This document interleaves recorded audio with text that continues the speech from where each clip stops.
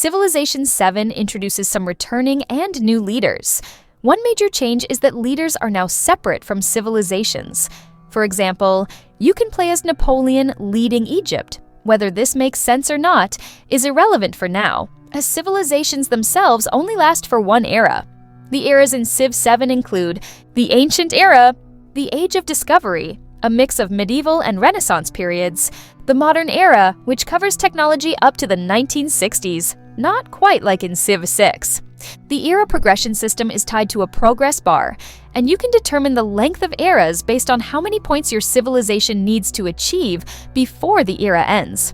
Leaders now come with mementos, bonuses you unlock as you play. You can also start directly in a specific era. Civilizations retain their unique production advantages, military units and civilian units, like unplunderable merchants. They also feature a special district tied to their unique buildings.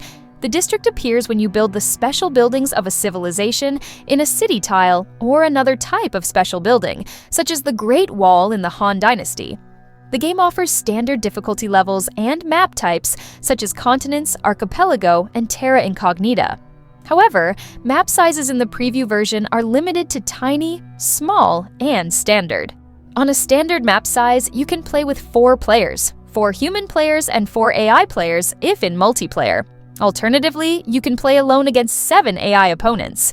Unfortunately, multiplayer is limited to 4 players in Civilization 7. So now comes the question, how good is the AI? And is it finally smart enough to play with you? The usual difficulty levels are available, where the AI simply gets pumped up with free resources and massive combat bonuses at higher difficulties. But is the AI smart now? Unfortunately, the difficulty is tied to unfair bonuses and might be the same of stupid as in Civ 6. Why is it in 2025 not possible to use smart AI that can beat you fair and square? Instead, the game makes it difficult by giving unfair bonuses to the AI. It's a shame to miss this opportunity and not finally giving you a smart AI that can compete on a high level. Cities start with settlers and are placed based on optimal conditions, such as proximity to fresh water and the yield of surrounding tiles. These are all mechanics you know from Civilization 6. You can still display hex grid outlines, resources, and yields, which is a classic feature from the previous game. Your capital automatically generates 5 food, 5 production, and 5 happiness, regardless of the terrain it's built on. The tech tree feels slightly streamlined. You have 3 starting technologies, and while in CIV 6, you made your choices based on nearby resources, as harvesting was tied to research. In Civilization 7, resources can be harvested immediately. Research in this direction now only provides bonuses. For example, the pasture technology improves pastures for sheep. Thanks to the Memento system, you can enhance your leader at the start with 2 leader attribute points. These allow you to enhance specific areas of your leader. For example, you can choose Expansionist or Scientific, which give you bonuses for settler production or +1 science per era from the palace and town halls. Buildings and units can be purchased with gold or produced based on the city's production. When constructing a building, you can either create a new city tile or add it to an existing tile. Each city tile can hold 2 buildings, and the interface shows the effectiveness of a building at a location before construction. As cities grow and population increases, you can start working surrounding tiles. The game assigns the new residents to a specific hex tile, which they then work on. This process automatically creates farms, mines, quarries, and so on. For this reason, the worker unit for tile improvements has been completely removed in Civ 7. Tile improvements are now handled entirely by the city itself. If you build a structure over a farm, the farm is destroyed, but you can reassign the population used there. Later, you can assign population as specialists to city tiles, increasing their productivity. Expanding city borders happens automatically when new tiles are worked. However, tiles must be within 3 hexes of the city's founding point to be accessible. Cities automatically manage resource development, so worker units have been removed. Growth and expansion are automated, and cities no longer face food shortages. Instead, food accumulation triggers population growth. Resources fall into 3 categories: universal resources, like iron for all infantry units, local resources tied to individual cities, and factory resources for industrial use. Social policies are now independent of government types.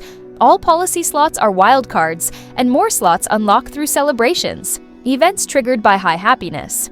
Celebrations also allow players to freely reassign policies. The happier your people are, the more often these celebration events occur, and the more often you can select one of two bonuses. Governments provide unique bonuses and are locked for one era. Players can choose a new government at the start of each era. Here, you can unlock unique abilities for your culture and access your civilization's unique buildings. Whether or not this separation is good is up for debate. Exploration is crucial in Civilization 7. It's obvious you send your first unit into the wide world to scout for new settlement sites. Along the way, you can discover small tiles with events, such as debris fields. These provide one of two random bonuses. Sometimes quests appear, offering rewards upon completion. Nearby your first city, you will often encounter a city-state, though it's currently just a village with no bonuses for us. The icon next to the village's name indicates the potential bonuses you could gain by interacting with it. Diplomatically, you can befriend the village by investing influence or send raiders to attack it, though the cost in influence seems high for such actions. Villages and city-states cannot be annexed militarily. Attacking them only destroys the village and provides production for a nearby city. Eventually, you meet your first rival AI civilization, allowing you to engage in diplomacy. If you want to form an alliance later, you should send a friendly greeting during the first encounter, costing 20 influence. Or you have the option to send a hostile greeting and provoke the AI into declaring war, avoiding a war penalty. Speaking of penalties, Civ 7 introduces a war penalty system. This penalty reduces satisfaction and combat strength, though it can be mitigated by spending influence. Some buildings also provide a better war penalty baseline when entering war. Unlike in Civilization 6, diplomacy with other civilizations is available immediately and doesn't require tech research. However, the outcomes of diplomatic actions depend on both sides' influence. Should relations deteriorate due to conflict, we can initiate reconciliation projects to ease tensions. Conversely, we can impose sanctions to harm other civilizations. Later in the game, espionage missions become available. These allow you to spy on enemy commanders or convert enemy cities to our religion. Each civilization still has an agenda. For example, Ahsoka values civilizations with high population satisfaction. A significant new feature is leaders forming unit formations. Leaders can group units, acting as mobile armies. However, formations aren't combat ready. Units must separate for battles. Leaders gain experience and unlock powerful abilities, such as allowing units to attack immediately after leaving a formation. Leaders themselves can be attacked and have only a defensive value that increases with the number of units in their formation. Reinforcements are streamlined. Newly produced units can automatically join a leader's formation if space is available. These units disappear from the map and reappear in the leader's formation after a few turns. However, this feature is limited by the leader's unit capacity. Religion now evolves in stages. In the ancient era, religions are pantheons that provide basic bonuses. In later eras, religions gain more depth, with players customizing their beliefs. Unlike Civ 6, religion doesn't spread passively. Missionaries must actively spread religion using charges, with specific rules for urban and rural populations. Eras end when players reach 100% progress, primarily by completing legacy paths, which grant points for the next era. Achieving a golden age provides stronger bonuses, such as preventing cities from reverting to towns. Without a golden age, era transitions feel like a reset. Buildings lose their bonuses. Cities, except the capital, revert to towns. Military units desert, replaced by era-specific units.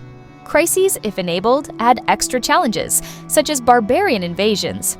However, these crises seem underwhelming and not particularly impactful. If crises are enabled, the era ends with a crisis event, such as barbarians attacking or the need to use crisis cards. These cards are meant to increase difficulty, but rarely impact you significantly. With Civ 7 comes the concept of a civilization's end and rebirth. At the end of an era, your civilization transforms into a new one based on your previous performance. For example, you might play as the French in the modern era if you've controlled 3 sources of wine. This concept is both intriguing and strange, and it marks a significant departure from the series' traditional gameplay. Civilization VII brings bold changes to the long-standing franchise, introducing innovations like separating leaders from civilizations, era-specific civilizations, and automated city management. The game also adds new systems such as crises at the end of eras and customizable leader traits through Mementos. Visually, the game is a step forward, and the core "one more turn" appeal remains intact. However, the game feels unpolished, with significant balancing issues and questionable design choices. The removal of core mechanics like worker units, the limitations on map sizes, and the simplification of certain systems, e.g. religion and diplomacy, may alienate longtime fans.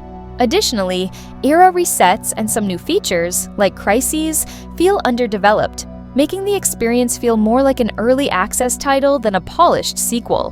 While Civilization VII has the potential to evolve into a great game, its current state leaves much to be desired. For fans of the series, this might still be worth exploring for its unique ideas, but it may not yet meet the high standards set by its predecessors. What are your thoughts on Civilization VII, and how do you feel about the new features and changes introduced in the game?